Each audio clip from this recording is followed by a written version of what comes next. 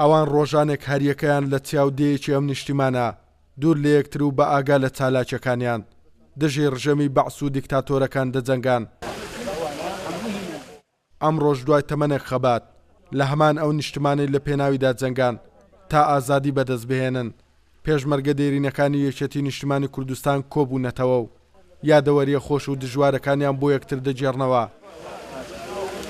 لە سەردەمی شاخ هەموو هاوڕێ و برادر و دۆستی یەک بووین و ئێستاش لە بینمانە ئەو برایەتی و خۆشەویستی هەرماوە.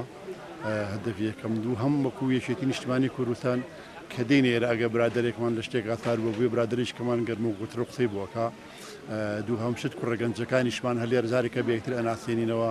ئێمە چۆن لە سەردەمی شاخ خەڵمانداوە بۆ ڕزگاربوونی نەتەوەکەمان و بۆ ڕزگاربوونی خاک و میلەتەکەمان بۆی گەنجەکانی زیاتر چاو لە ئێمە بکەن. زێوێ وەکو لانکەی شۆڕژ دادەندرێ جا ئێمەش ساڵانە بۆیە ئەم نەریتەمان هەڵبژاردووە وەکو پێشمەرگەکانی یەکێتی لێرە کۆبینەوە.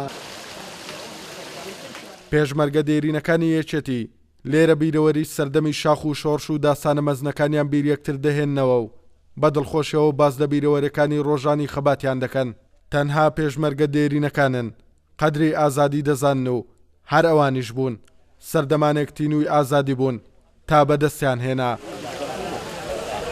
هەم یەکتر ئەبینین و هەم قسە و باسەکەن ناو خۆمانە و بیرەوەریەکانی زوو بازەکەینەوە و خۆشە بەنسبەت ئێمەوە ئەچینەوە ساڵانی ڕابردوو. سەیرانە هەنجێک بۆ شێوەیە ڕێک دەخەن بۆ کۆبوونەوەی پێشمەرگە دێرینەکان و یادکردنەوەی ئەو بیرەبەرانەی کە لە ڕۆژە سەختەکاندا کردومانە بۆ ڕۆژانە کوردی زۆر خۆشحاڵ نێرە. بۆیە هاتووین کە خەباتی نوێکەینەوە بۆ یەکێتی نیشتمانی کوردستان و دایم ئێمە خۆمان بە پێشمەرگەیەکی دێرینی یەکێتی نیشتمانی کوردستان دەزانین.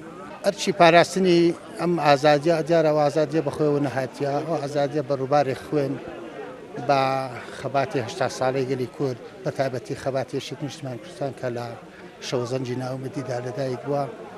ئێمە لێرە وەزارێشکا بە گەنجان و لاوانی وڵاتەڵەیین ئەم ئازادیە لە قەوە دروست نەبووە، ئەم ئازادیە بە قوربانیدان دروست بووە. کۆبوونەوەی پێشمەرگە دێرینەکانی یەکێتی نیشتمانی کوردستان لە زەوی زێدی شۆڕش هەموو ساڵێک ئەنجام دەدرێت و سەدان پێشمەرگەی قارەمانی دێرین لێرە کۆ دەبنەوە تاوەکو هەریەکەیان تیرۆکی ڕۆژانی سەخت و پڕ لە سەروەری خۆیان بۆ یەکتر باس بکەن و ئەو ڕۆژانە لەیاد نەکەن کە بەڕابەتی سەرۆک مامجەلال داوای ئازادی و مافی چارەی خۆنووسینیان دەکرد و لە پێناویدا خەباتیان دەکرد. توانە عومەر، کورسات نیوز، زێوێ.